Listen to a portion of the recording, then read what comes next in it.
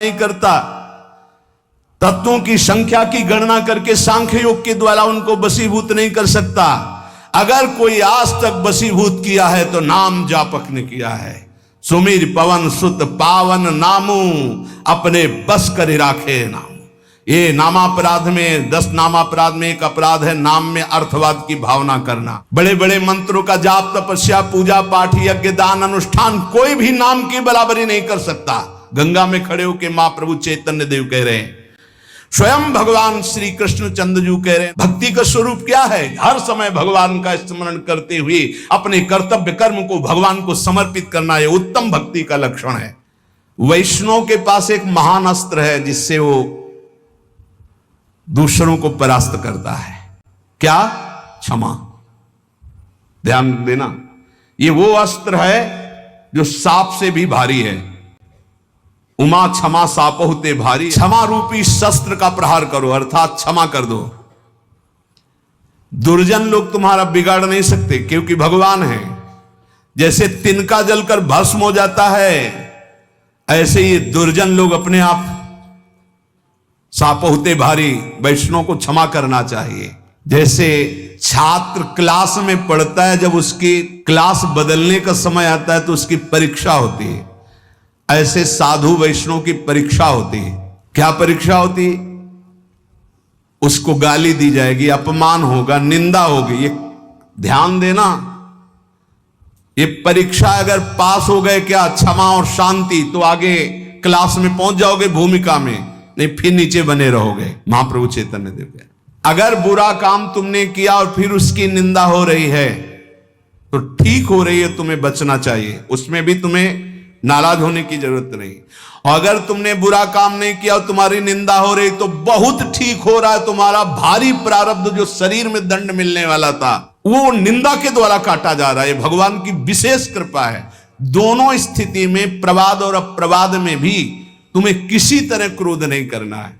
निंदक नियरे राखिए आंगन कुटी छवाए, कमरे में नहीं बीच आंगन में रखो, उठते बैठते देखे, एक एक दोष वर्णन करे।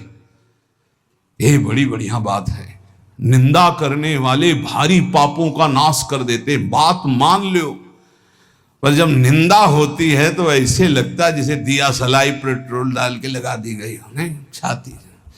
और उसके प्रति यही आएगा कि अगर तप होता तो राखी करके दिखा देते लोगों को। हाँ, ये अगर अंदर वृत्ति है तो भगवदानंद की अनुभूति नहीं होगी। ध्यान रखना, निंदा में अच्छे अच्छों की दृष्टि बदल जाती है, रौद्र दृष्टि हो जाती है। जो निंदा होने पर शांत रहे वो स्थिति प्रज्ञ महात्मा होता है। पूज्य बात उड़िया बाबा जी महाराज, जैसे कोई विदेशी भाषा में हमको गाली दे, हमें पता ही नहीं क्या बोल रहा है, मुस्कुरा के चल देंगे। जब हमारी भाषा में हमको गाली दे और हम ऐसे मुस्कुरा के चल दे, बिल्कुल बुरा ना लगे, तो समझो स्थिति आई है। ये निंदक लोग कितने कृपालु हैं। ये पीछे से निंदा करते हैं और क्या करते हैं, समस्त विकारों को उसके मिटाकर ऊपर उठा देते हैं। पक्का निंदा सह गए तो भूमिका बदल जाएगी। स्तुति बहुत अच्छी लगती है, नहीं लगती? बगल से निकल के कोई भी ये कह रहा कि बड़े भाग्य हैं इसे महात्मा के दर्शन, और कान में पड़े तो ऐसा लगता है बर्फ की सिल्ली रख गई, नहीं? और जब कोई न कोई प्रणाम न कोई नमस्कार और कटु वचन बोले, फिर उसके प्रति हमारा नम्र भाव, ये हमारी वैष्णवता, ये साधुता है। क्या करते, जैसे अग्नि में तपाकर सोना शुद्ध होता है, ऐसे निंदा करके ये लोग हमारे पापों का नाश करके हमें ऊंची स्थिति प्रदान करते। तो कौन बड़ा हुआ, जो हमें स्तुति करके नीचे गिरा दे या जो निंदा करके ऊपर उठा दे? जो ऊपर उठा दे। तो निंदक मित्र हमारा। कांच और हीरा की पहचान कैसे होती? एक घन में पहचान होती है। घन लोहे का एक हथौड़ा जैसा होता है और उसको ऐसे रख के पक्की जगह पे, लोहे पे, और ऊपर से घन मारो। अगर नकली हीरा है तो छार छार हो जाएगा, और असली हीरा है तो कुछ फर्क नहीं पड़ेगा। तो बोले असली संत में जहां गाली गलौज निंदा अपमान करो कोई फर्क नहीं पड़ा, और अगर टूट गया तो नकली हीरा था, असली हीरा नहीं।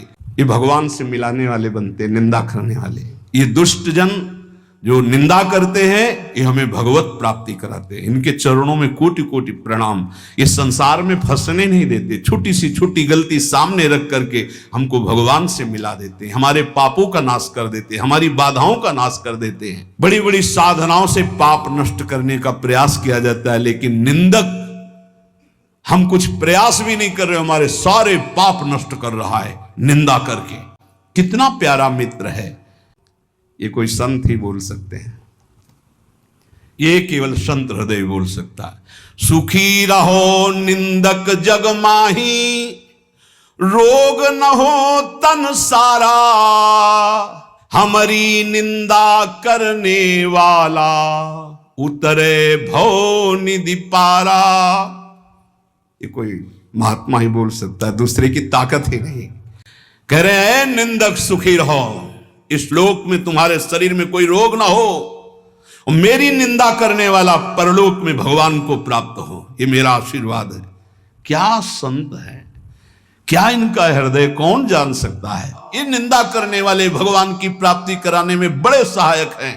हे साधु, कभी इनकी निंदा मत करना, जो तुम्हारी निंदा करे तुम सह जाना, तुम्हें भगवत प्राप्ति करा देंगे, पक्की बात। इसलिए महाप्रभु चैतन्य देव अपने श्रीमुख से कह रहे हैं कि यदि लौकिक और पारलौकिक उन्नति प्राप्त करना चाहते हो तो तुम अपनी निंदा की कभी अवहेलना मत करना। तुम्हारी निंदा हो रही, बड़े प्यार से चुपचाप सुन लेना और क्षमा कर देना, तो तुम इस परमार्थ के क्लास में ऊपर उठ जाओगे। उपासक को लौकिक पारलौकिक उन्नति प्राप्त करने के लिए निंदा, अपमान, तिरस्कार सहना होता है। ये सहने की सामर्थ्य, फिर कह रहा हूं, सदगुरु कृपा पात्र में आती है। जो सदगुरु प्रदत्त नाम जप करता है, मंत्र जप करता है और उनके चरणों में दैन्य होके रहता है, उनकी आज्ञा में रहता है, तो ये सब जितनी सामर्थ्य देवी संपदा की वो सब जागृत हो जाती है। परमार्थ का विजयी योद्धा होता है, धैर्यवान, विवेकवान, सहनशील, उदार आशय, सबका। देखो कितना उदार आशय,